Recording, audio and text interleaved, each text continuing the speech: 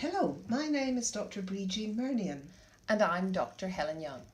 This podcast introduces our recent paper reviewing cannabinoids for the treatment of spasticity in the June issue of Developmental Medicine Child Neurology. Bridin, what can you tell us about the basic science? Helen, animal studies suggest that the endocannabinoid system has a role in modulation of muscle tone. The hypothesis is that cannabinoids act presynaptically via CB1 receptors to reduce glutamatergic transmission.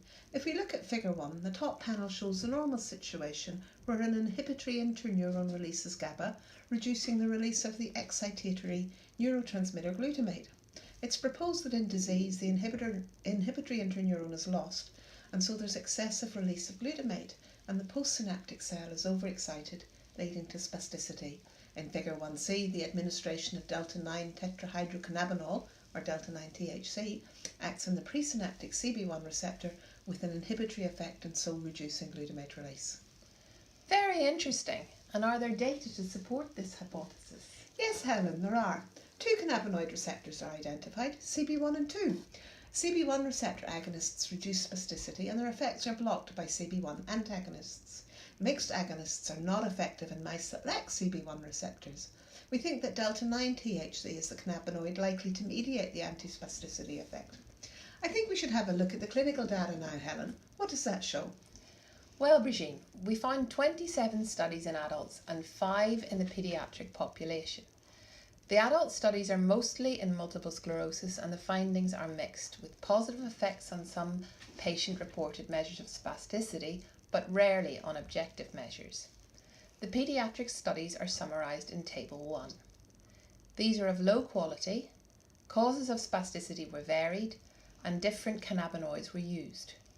2 small studies described non-standardised clinician-reported improvements. The only RCT found no effect on spasticity from a delta-9 THC cannabidiol spray. Some studies reported on parental assessment of improvement, which is very subjective. Thanks, Helen. And what about side effects in children? That's a really important point. We don't have long-term data on the effects of cannabinoids on neurodevelopmental outcome. Children are at a critical stage of cognitive development and some patient groups may be more vulnerable. In many children, spasticity results from cerebral abnormalities with associated neurodevelopmental problems, which complicates the assessment of neurological side effects. So in summary, there isn't currently enough evidence to support use of cannabinoids in treatment of spasticity in children. The lack of long-term experience in using cannabinoids in paediatric populations means that well-conducted clinical trials are needed. Well, that just about wraps it up. So thank you for your time today. Goodbye. Bye.